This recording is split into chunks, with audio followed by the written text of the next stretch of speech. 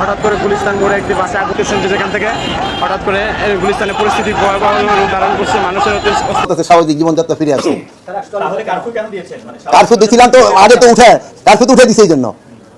এখনকার কথা কোন সেই 144 ধারাটাও আবার আস্তে আস্তে উঠে নেওয়া হবে। হ্যাঁ, এখন আওয়ামী লীগের তরফ থেকে একটা হরতাল ডাকা হয়েছে। এখন হরতালটা হয়েছে কিনা এটা বলেন। 2টা গাড়ি হয়েছে, সত্যি কথা। আমরা তো এই নাশকতাটা হয়েছে, আমরা অন্যান্য হরতাল কল করার সময় এই ধরনের নাশকতা আরো বেশি হইতো। প্রত্যেকের দাবিতে আজ 20 জুলাই থেকে সারা দেশে ব্যাপক তাণ্ডব চালিয়েছে আওয়ামী লীগ ও ছাত্রলীগের নেতাকর্মীরা।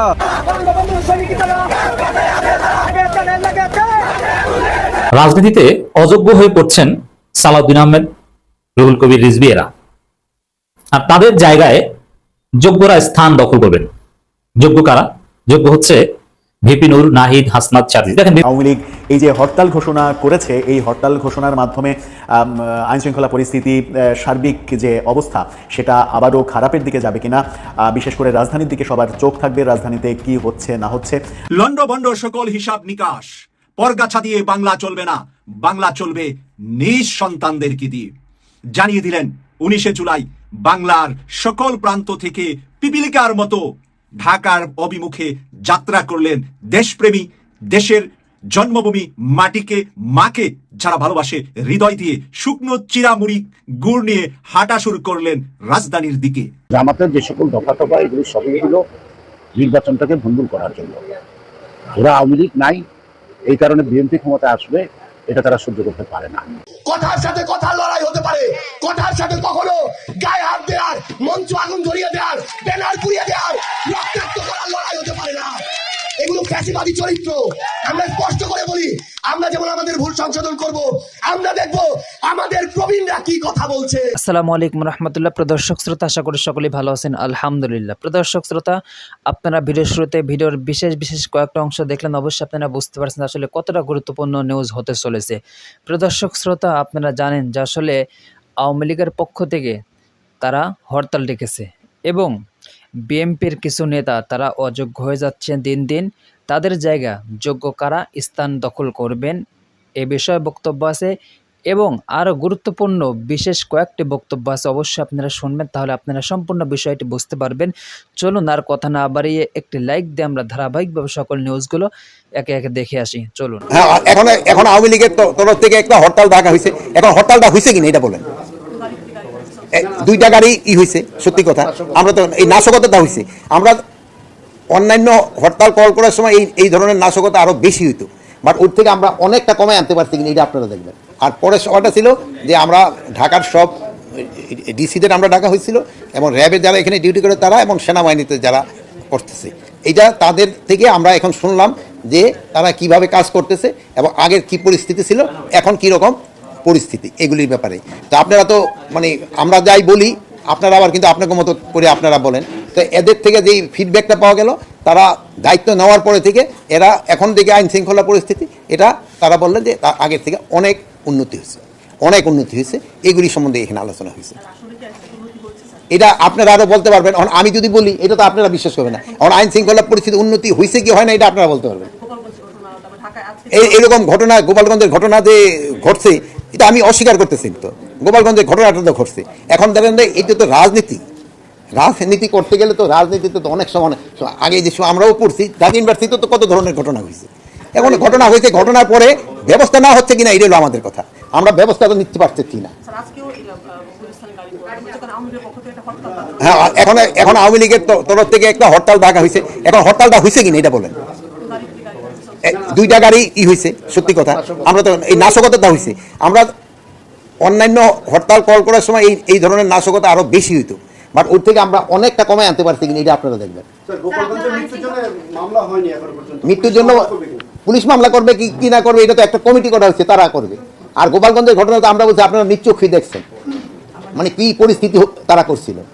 এখন এটা তো আপনারা নিজেরই দেখছেন। শুনুন, এইটাই তো যেমন আপনি আমার এই প্রশ্নটা করলেন, ডেমোক্রেসিতে এইটা হলো সবচেয়ে সৌন্দর্য যে আপনি আপনার মত প্রকাশ করতে পারতেছেন। হ্যাঁ, আমি আমার মত প্রকাশ করতে পারতেছি। এখন আমার সাথে একটা অনুরোধ থাকবে যে মত প্রকাশ করার সময় যেন কোনো অশালীন কোনো ভাষা ব্যবহার না করা হয় এবং কোনো ধরনের আক্রমণাত্মক ব্যবহারটা না করা হয়। আর গণতন্ত্রে আরেকটা সৌন্দর্য হলো সত্যি কথাটা, ঘটনাটা বলা। মানে মিথ্যা বইলে তো আর গণতন্ত্র হবে না, সত্যি কথা প্রকাশ করে। গণতন্ত্রের সৌন্দর্য কিন্তু এইটা যে আপনি আপনার মত প্রকাশ করবেন, সত্যি কথাটা বইলা, আপনি কাউকে আক্রমণ করবেন না, আপনার ভাষাটা শালীন ভাষা হবে, এগুলি তো গণতন্ত্র। এই আইন শৃঙ্খলা বাহিনী সুষ্ঠু নির্বাচন করতে পারবে না কেন? আইন শৃঙ্খলা বাহিনী যে প্রস্তুতি, আরও তো অনেক সময় রয়ে গেছে, আমাদের প্রস্তুতি রয়ে গেছে, আমাদের ট্রেনিং হচ্ছে, আমরা ট্রেনিং প্রোগ্রাম করে দিচ্ছি, আমরা তো প্রস্তুতি নিয়ে নিচ্ছি, আল্লাহ দিলে করতে কোনো অসুবিধা হবে না। আর আপনি কি গোপালগঞ্জে গেছিলেন? স্বাভাবিক জীবনযাত্রা ফিরে আনেন, আমি তো দেখলাম টিভি, অনেক টিভিতে বলতেছে স্বাভাবিক জীবনযাত্রা ফিরে আসছে। কারফিউ দিয়েছিলাম তো আগে, তো উঠে কারফিউ তো উঠে দিচ্ছে এই জন্য। এখনকার কথা কোন, সেই 144 ধারাটাও আবার আস্তে আস্তে উঠে নেওয়া হবে। এখন যে শোনেন, অন্যায় করলে সে গ্রেপ্তার হবে। আমি একটা কথাই বলছি, কোনো অবস্থায় যেন সে দুষ্কৃতিকারী ছাড়া না যেন পায়, আর যেন যে অপরাধ করে নাই, যে যেন কোনো অবস্থায় ধরা না পায়। গোপালগঞ্জের বুকে কি কি ঘটেছে অথবা এখনো পর্যন্ত কি ঘটছে তার কতটুকু জানি আমরা? হয়তো খানিকটা জানি, অধিকাংশ বিষয় আমরা জানি না। এর আগে সরকারি দলের কোনো ছাত্র সংগঠনের নেতাদেরকে আমরা পুলিশকে সরাসরি গুলি করার নির্দেশ দিতে দেখেছি, কিন্তু সেনাবাহিনীকে কোনো সরকারি দলের ছাত্র সংগঠনের নেতাদেরকে কি আমরা কখনো দেখেছি এর আগে গুলি করার নির্দেশ দিতে? এনসিপি নেতাকর্মীদের যে গাড়ি বহর, তার মধ্যে একটি গাড়ি থেকে সম্ভবত ফেসবুক লাইভ করছিলেন কেউ একজন, এনসিপি নেতাদের একজন, এবং যতটুকু জানা গেছে তিনি মাদারীপুরের এনসিপির তত্ত্বাবধায়ক রাকিব হাসান। 32 মিনিটে এই ভিডিওটি ভাইরাল হয়েছে এবং সেই ভিডিওতে নিরাপত্তা বাহিনীকে সর্বোচ্চ কোন পর্যায় থেকে নির্দেশ দেওয়া হয়েছে গুলি করার, তাদের কাছে কি ধরনের অস্ত্র রয়েছে, তাদের পরবর্তী পরিকল্পনা কি, মোটামুটি অনেক কিছুই ফুটে উঠেছে। এবং তারা যে কতটা আত্মবিশ্বাসী ছিল যে তাদেরকে সব ধরনের নিরাপত্তা দেবে রাষ্ট্রীয় বাহিনী, যা কিছু করে যাক না কেন, সে বিষয়েও আমরা মোটামুটি নিশ্চিত হয়েছি।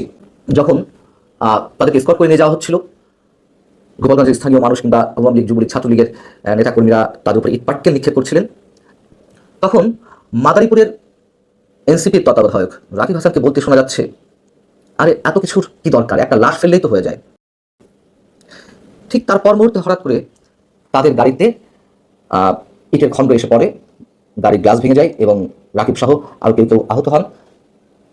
এবং ওই ভিডিওর 2 মিনিট 24 সেকেন্ডে বলতে শোনা যাচ্ছে সেনাবাহিনীর উদ্দেশ্যে যে গুলি করেন, গুলি করেন। 2 মিনিট 50 সেকেন্ডের দিকে তিনি বলছেন যে আমার পায়ে কাঁচ ঢুকেছে আর আপনারা গুলি না করে দাঁড়ায় দাঁড়ায় তামাশা দেখছেন, গুলি করেন। আরেকজন বলতে থাকে গাড়িতে থাকা যে সেনাবাহিনী কি প্রোটেকশন দিল আমাদেরকে, কি প্রোটেকশন দিচ্ছে। রাকিবকে আবার বলতে শোনা যায় এবার তো তাদেরকে ফুল অ্যাক্সেস দেওয়া হয়েছে গুলি করার, কিন্তু একটা গুলিও তারা করছে না, মানে নিজেদের মধ্যে খেদোক্তির প্রকাশ ঘটে। তারপর আমরা কি বুঝতে পারলাম? বুঝতে পারলাম যে তাদেরকে সরকারের সর্বোচ্চ পর্যায় থেকে গুলি করার নির্দেশ দেওয়া হয়েছিল এবং এনসিপির এই নেতারা তারা সব কিছুই জানেন, যার কারণে তারা এতটা বেপরোয়া হয়ে উঠেছিলেন। তাদের দম্ভক্তি শুনেই বোঝা যাচ্ছিল যে তাদের নিজেদের প্রতি কনফিডেন্স কতটা। সেই রাকিবকে বলতে শোনা যায় 7 মিনিট 40 সেকেন্ডের দিকে, না পারলে আমাদের কাছে অস্ত্র দিয়ে দেন। এবং ফোনে একজনকে বলতে শোনা যায় যে একটার বদলে 10টা লাশ ফেলতে হবে। এই কথাটি ওই গাড়ির সামনে সিটে যে দুজন বসেছিলেন তাদের একজন বলছিলেন।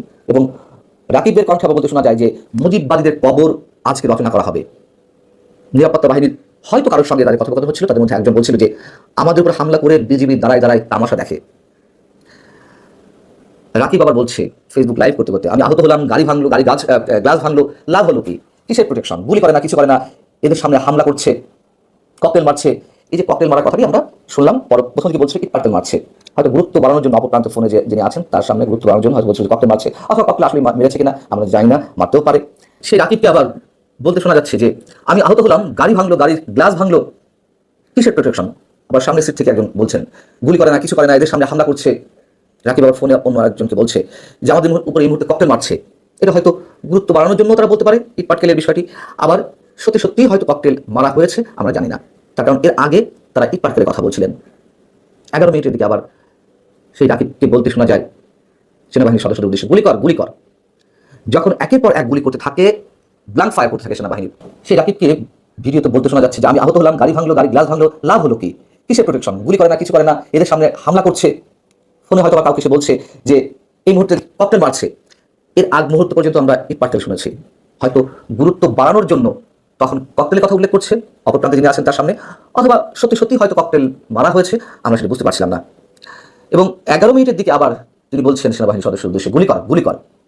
নিরাপত্তা বাহিনীর পক্ষ থেকে কিছু ব্ল্যাঙ্ক ফায়ার করতে মানে শব্দ শোনা যায় সেই গুলির হয়তো কোনো এক মোটরসাইকেল আরোহীর শরীরে বেঁধে পর মুহূর্তেই ওই গাড়ির মধ্যে সবাইকে উল্লাস করতে শোনা যায় এবং তারা নিজেরা বলা বলি করতে থাকে স্বরাষ্ট্র উপদেষ্টা, আইজি, এনএসআই, ডিজিএফআই সবাই নাকি তাদের সঙ্গে বিক্রি করেছে। 16 মিনিট 21 সেকেন্ডে সামনের সিটে কেউ একজন বলেন, যিনি গাড়ি ড্রাইভ করছেন, যে এপিসি আর্মার্ড পার্সোনাল কার একটা কেন, এখানে তো 1 ডজন দেওয়ার কথা ছিল বা দেওয়া উচিত ছিল।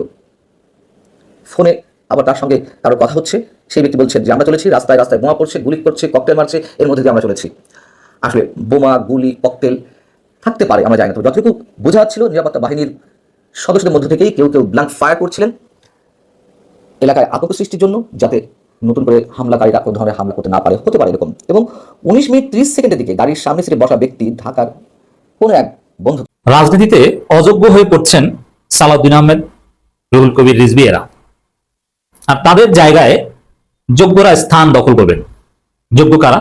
যোগ্য হচ্ছে ভিপি নূর, নাহিদ, হাসনাত, সার্জিস। দেখেন ভিপি নূরের অনেক সমালোচনা আছে, ভালো দিকেও আছে। ভিপি নূর হচ্ছে এই যে বর্তমান যারা তারুণ্যের আইকন, সবার বস, সবাইকে সৃষ্টি করেছে, মানে নেতা হিসাবে বানিয়েছে ভিপি নূর। আসিফ মাহমুদ বলেন, নাহিদ ইসলাম বলেন, এরা সবাই ভিপি নূরের প্রোডাক্ট। আক্তার বলেন, ভিপি নূরের সাথে চলে আক্তার আসতে আক্তার হয়েছে। নাসরুদ্দিন পাটোয়ারিরাও কোটা সংস্কার আন্দোলনের ভিত্তি স্থাপন করেছেন ভিপি নূর। অতএব ভিপি নূর অনেক বড় কিছু। ছাত্রলীগের বিরুদ্ধে মার খেয়ে বারবার যে ঘুরে দাঁড়িয়েছিল, এটা অসাধারণ, এটা বলে যাওয়া যাবে না। হ্যাঁ, পরবর্তীতে বিতর্কিত কাজ করেছেন, তার সমালোচনা আমরা করেছি এবং করবো। আবার যদি তওবা করে রাষ্ট্রীয় দিকে ফিরে আসবেন, we would like to welcome him. তো ভিপি নূর, নাহিদ, হাসনাত, সার্জিস এরা এখন রাজনীতিবিদ হিসেবে ওই সালাউদ্দিন, রুহুল কবির রিজভীদের স্থান দখল করবেন। আর রাজনীতিবিদ হিসেবে এই সালাউদ্দিন রিজভী অযোগ্য হয়ে পড়ছেন, এদের রাজনীতি করার অধিকার নেই। কারণ বর্তমান এই জ্ঞান বিজ্ঞানের এই যুগে, তারুণ্যের জয় জয়কার এই যুগে রাজনীতি করতে হলে আপনাকে তারুণ্যের পালস বুঝতে হবে, আপনার এলএম থাকতে হবে। আপনার একটা বিষয়ে কোনো জ্ঞান নাই, এখন জ্ঞানগত যুদ্ধ চলছে, জ্ঞানের রেস কম্পিটিশন সবচেয়ে বড়। আপনার এলএম নাই মানে আপনি হেরে নেবেন। এখন রাজনীতি করতে হলে আগে ন্যারেটিভ নির্মাণ করতে হবে। ন্যারেটিভ নির্মাণটা এটা বয়ান, এলএম এর বিষয়, জ্ঞানের বিষয়। তো বিএনপি তো এটা পারে না।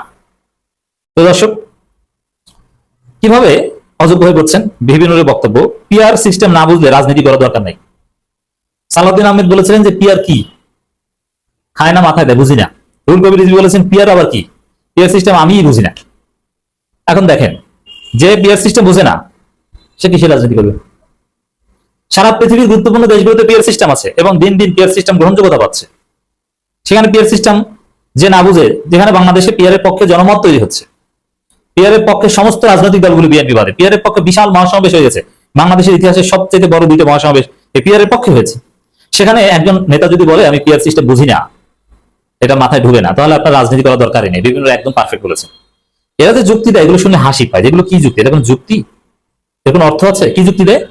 যে ভোট দিব নোয়াখালীর অমুককে, এমপি হবে কক্সবাজারের অমুক, এরকম উদাহরণ দেয় তারা। আরে ভাই, আপনি যদি এলাকার সেবা করতে চান, এলাকার জনগণের সাথে নির্দিষ্ট কাজের সাথে রাস্তাঘাট করতে চান, আপনি ইউনিয়ন পরিষদের চেয়ারম্যান মেম্বার হন, আপনি উপজেলা চেয়ারম্যান, ভাইস চেয়ারম্যান, আপনি পৌরসভা মেয়র হন, কাউন্সিলর হন, আপনি সিটি কর্পোরেশনের কমিশনার বা মেয়র হন, কিন্তু আপনি এমপি হতে আসছেন কেন? এমপি জিনিসটা কি? দেখেন, এরা যে কি আসলেই যে বোঝে না এই সালাউদ্দিন রিজভী, এদের যে পিআর এর কোনো এলেম নাই। এদের দু একটা, যদিও এখন পর্যন্ত আমি নানান আলোচনা বলেছি, পিআর এর বিরুদ্ধে বিএনপির কোনো যুক্তি নেই, কারণ এরা স্বীকার করছে, এরা বুঝেই না। পিআর সিস্টেমের বিরুদ্ধে বিএনপি কিছুই বলতে পারে না, তবে পিআর যারা চায় তাদের বিরুদ্ধে বলে। এর মানে পিআর এর পক্ষের লোকদের গালি দেয়, কিন্তু জিনিস পিআর জিনিসটা ভালো না খারাপ এটা ব্যাখ্যা করার মতো এলেম নাই তাদের। এবং দু একটা জবাব যারা দেয় যে ভোট দেবো অমুককে, এমপি হবে অমুক তমুক, এলাকার লোককে এমপি বানাতে হবে, নইলে এলাকার জন্য। আরে ভাই, এমপি মানে তো লেজিসলেচার, সে আইন প্রণয়ন করবে, এলাকার সাথে সম্পর্ক তো রাখে। যদি বরিশালের এমপি কক্সবাজারে কেউ হয়ও কোনো সমস্যা নাই, যদি এই অ্যাজাম্পশনটাই হচ্ছে বরিশালের এমপি বরিশালের হবে, জেলা ভিত্তিক পিআর হতে পারে, এবং যে যে এলাকার রাজনৈতিক দলগুলো যে এমপি বানাবে ওই এলাকার লোকজনকে বানাবে, ওই এলাকায় দায়িত্ব দিয়ে ওই এলাকার হিসেব নিকাশ করবে। আর মূল হচ্ছে সংসদ হচ্ছে আইন প্রণয়ন বডি, সংসদ আইন তৈরি করে, তারা রাস্তাঘাট করে না, এলাকার উন্নয়ন করে না, এটা সংসদের কাজ না, এটা হচ্ছে স্থানীয় সরকারের কাজ। অর্থাৎ বিভিন্ন ঠিক বলেছেন যে পিআর যে বুঝে না তার রাজনীতি করার দরকার নেই, আমি শতভাগ একমত। ফ্যাসিবাদী রাষ্ট্র কাঠামোর বিলোপ এবং শাসনতন্ত্র পরিবর্তনের জন্য সংখ্যানুপাতিক পদ্ধতিতে নির্বাচনের দাবি জানিয়েছেন গণঅধিকার পরিষদ সভাপতি নুরুল হক। তিনি বলেছেন যারা পিআর বোঝে না তাদের রাজনীতি করা দরকার নেই, যারা বোঝে তারাই রাজনীতি করবে। হ্যাঁ, জবাব পেয়েছেন। সালাউদ্দিন রিজভী চালাই করে বলেছেন যে পিআর কি আমরা বুঝি না। ওরে ভাই, জনগণ বুঝে, রাজনৈতিক দল বুঝে, আপনি না বুঝলে আপনি বাড়ি যান। জেলে বসে এই রুহুল কবির রিজভী নাকি ল পরীক্ষা দিচ্ছে। আরে আপনি ল করেছেন, এলএলবি ফাইনাল, এলএলএম পরীক্ষা দিয়েছেন, মাস্টার্স, স্টুডেন্ট লাইফ মাস্টার্স করতে পারেনি হয়তো, এখন পরীক্ষা দিচ্ছেন। কিন্তু তিনি এই পিআর বা পলিটিক্যাল সায়েন্সের 2-4টা লাইন পড়তে বলেন না। আপনি রাজনীতিবিদ হতে হলে পলিটিক্যাল সায়েন্সের মিনিমাম ধারণা থাকতে, আপনার কি পিআর বুঝেনি না? আবার কেউ কেউ বলে যে আমি স্বতন্ত্র নির্বাচন করব, এখন পিয়ার হলে তো আমার জায়গা থাকে না। আরে ভাই, স্বতন্ত্র প্রার্থী হতে পারবে, নির্বাচন করতে পারবে, সিস্টেম আছে, থাকবে। যেসব দেশে পিয়ার আছে সব জায়গায় স্বতন্ত্র প্রার্থী নির্বাচনের সুযোগ আছে।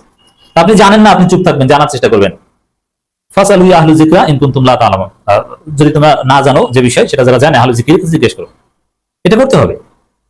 জানে না, ঠিক আছে, এই নুরুল্লাহ বা ইয়াং যারা বিশ্ববিদ্যালয় করেছে ওদের কাছ থেকে শিখবে, সালাউদ্দিন রিজভীরা। কিন্তু জানেন না তো সেই কারণে মানবেন না, এটা তো কিছু না ভাই। আপনি নামাজ পড়তে পারেন না, এই কারণে পড়বেন না, আল্লাহ মাফ করবে না।